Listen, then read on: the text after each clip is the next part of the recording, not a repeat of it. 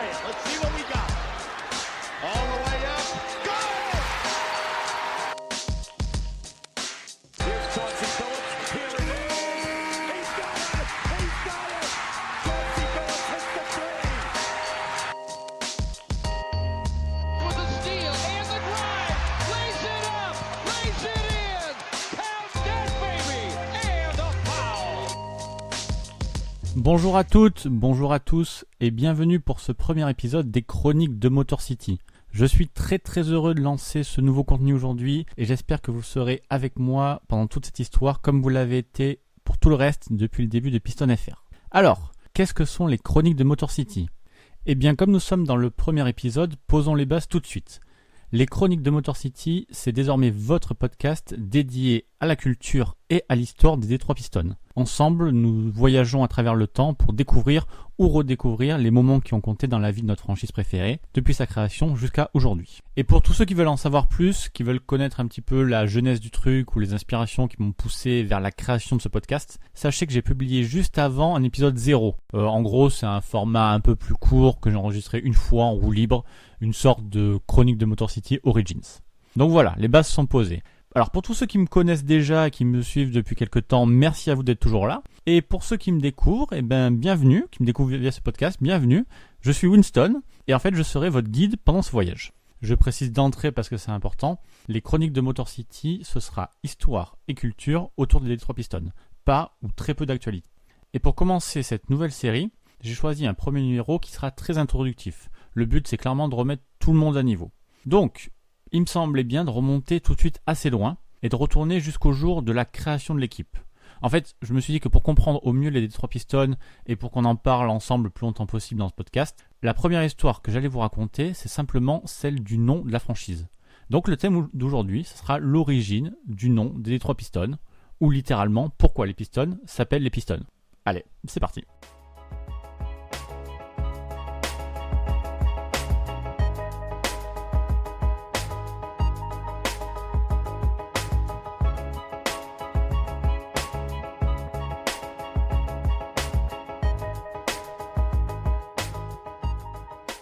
Si j'ai choisi de commencer ce podcast par la raison pour laquelle les Pistons s'appellent les Pistons, c'est parce que les histoires des noms de franchises de sport américains, j'ai toujours trouvé ça très passionnant. La plupart du temps, on a des histoires très intéressantes. Je vous laisserai chercher après ce podcast sur Google avec les termes origine des noms de franchises NBA et vous vous rendrez compte qu'il y a plein d'histoires vraiment sympas. Par contre, faites juste attention. Pour certaines franchises, il y a vraiment quelques fausses histoires qui circulent. En fait, il y a autant d'histoires qu'il y a de noms, quasiment, mais on peut dégager deux tendances globalement. Il s'agit soit du vote des fans pour un terme qui est censé représenter la personnalité de l'équipe. Je vais vous citer les Raptors, les Mavericks ou les Timberwolves, donc des noms qui sont censés faire peur ou inspirer. Ou alors la deuxième possibilité, c'est un nom directement hérité de la typicité de la ville. Et là, je vais vous parler des Pacers, donc qui sont une référence aux St. Miles d'Indianapolis avec leur fameuse Pace Car, la voiture de sécurité, ou bien les Bulls, qui sont censés rendre hommage au surnom de la ville qui est appelée capitale de la viande. Revenons sur Détroit parce que pour eux c'est encore un peu différent.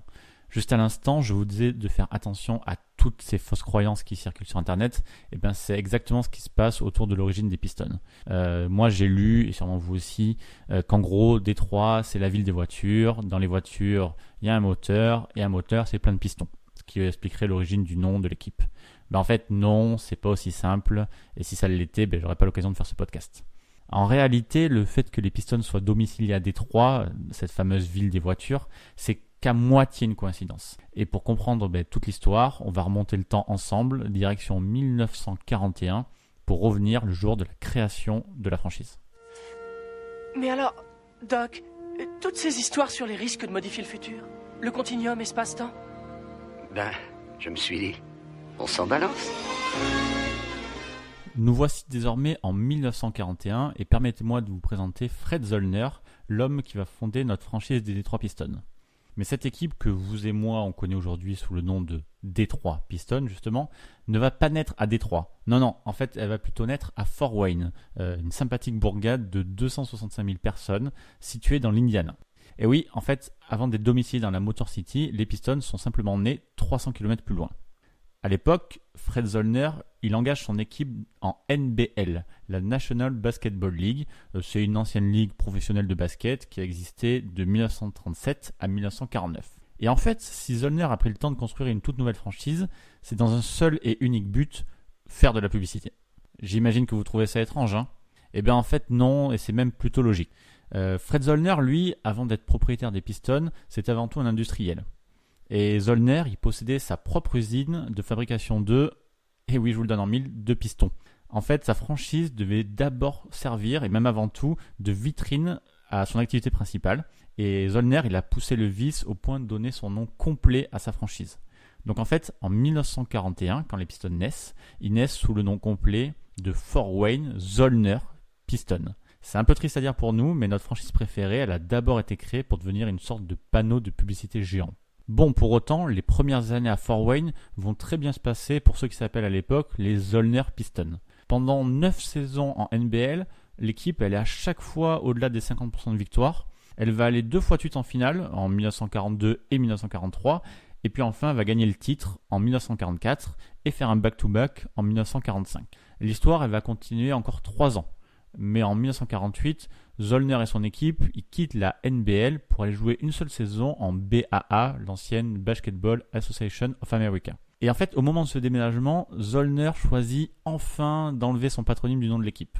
Et là, les Fort Wayne Zollner Pistons deviennent plus simplement les Fort Wayne Pistons tout court. Bon, les raisons de ce changement, elles sont très simples. Zollner, entre-temps, c'est devenu un personnage très important et il n'a plus du tout besoin de cette publicité. Alors donc du coup, de notre côté, on commence enfin à se rapprocher de l'équipe qu'on connaît aujourd'hui, mais pas tout à fait, puisque nous sommes toujours à Fort Wayne. Bah oui, parce qu'évidemment, les Fort Wayne Pistons n'est pas la même chose que les Détroit Pistons. Et donc pour passer de Fort Wayne à Détroit, pour passer de l'Indiana au Michigan, on va devoir faire un nouveau bond dans le temps. Et cette fois, je vous emmène en 1957. On va resituer le contexte. En 1957, les Fort Wayne Pistons sont maintenant en NBA, et ça marche plutôt bien pour eux, étant donné qu'ils sortent de 2 finales. Alors 2 finales perdues certes, mais quand même 2 finales. D'abord en 1955, où ils échouent contre les Syracuse Nationals 4-3. Cette finale elle est très controversée, puisque dans les dernières secondes du Game 7, il y a Andy Phillip, joueur des Fort Wayne Pistons, qui va perdre un ballon douteux qui fera perdre définitivement son équipe. Et à l'époque, il y avait quelques soupçons de corruption qui tournaient autour de lui. Bon, ça c'est peut-être une histoire que je vous raconterai dans un futur podcast. Et ensuite, l'autre finale perdue, c'est en 1956, l'année suivante, mais cette fois-ci sans contestation, avec un 4-1 contre les Warriors de Philadelphie.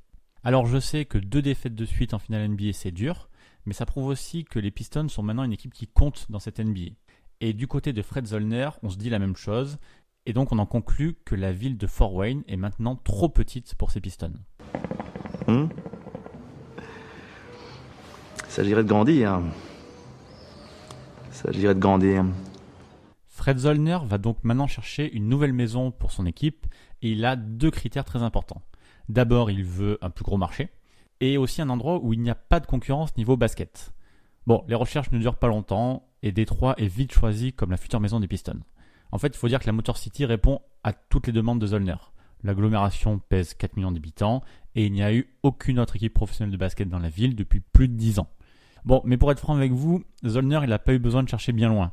En fait, Détroit, c'était une ville que le propriétaire des Pistons, il connaissait très très bien, puisque quasiment tous les clients de son usine étaient des constructeurs automobiles déjà basés à Détroit, comme General Motors, Ford ou Chrysler. En 1957, le déménagement est donc acté, et les Fort Wayne Pistons deviennent enfin les Détroit Pistons que nous connaissons aujourd'hui. Par contre, lors d'un déménagement comme celui-là, garder l'ancien nom, c'est parfois une mauvaise idée. On risque de se retrouver avec des situations un peu étranges quand un ancien nom est transposé dans un environnement qui n'a rien à voir. Et là, je vais vous prendre 2 exemples assez gênants. D'abord, on a les Lakers, dont le nom vient des Minneapolis Lakers. Et si ça avait du sens à Minnesota, qui est surnommée la cité des 1000 lacs, franchement, c'est beaucoup moins pertinent depuis l'arrivée à Los Angeles. Et c'est la même chose avec les Vancouver Grizzlies, qui ont gardé leur nom une fois Memphis. Alors que les ours dans le Tennessee, c'est pas évident. Bon, heureusement pour nous, les Pistons n'auront pas ce problème en déménageant à Détroit et le nom reste logique. Alors on peut soit parler de coup de chance, soit parler de destin, mais effectivement dans tous les cas, la franchise avait des liens avec le monde automobile dès sa naissance à cause de l'activité de son propriétaire. Et en fait finalement, son déménagement dans la Motor City, c'était peut-être la suite logique dans son histoire.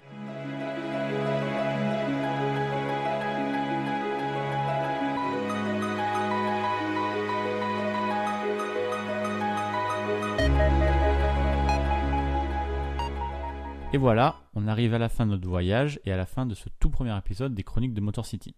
Désormais, vous connaissez la vraie raison pour laquelle les Pistons s'appellent les Pistons. De mon côté, j'espère que vous avez pris autant de plaisir à écouter cette histoire que j'en ai eu à vous la raconter. Si vous voulez bien, on va finir ce podcast par un instant promo. Donc, les Chroniques de Motor City, vous pouvez les retrouver sur les plateformes Apple Podcasts, Google Podcasts et Spotify, ainsi que sur les agrégateurs de podcasts comme Podcast Addict sur Android. Le but, c'était que chacun d'entre vous puisse l'écouter comme il veut, chez lui, dans sa voiture, etc. Donc si vous êtes encore là, merci une nouvelle fois d'avoir écouté jusqu'à la fin. Si vous avez aimé cette histoire, la meilleure chose que vous pouvez faire pour me soutenir, c'est déjà d'en parler autour de vous. Et le truc cool, si vous avez vraiment quelques secondes, c'est de balancer une note ou un commentaire sur iTunes. Apparemment, c'est ce qui aide à la visibilité. En attendant le prochain numéro, je vous invite à me retrouver sur Twitter @pistonfr et sur le site pistonfr.com. Merci encore pour votre soutien et à très bientôt pour une prochaine chronique. Bye!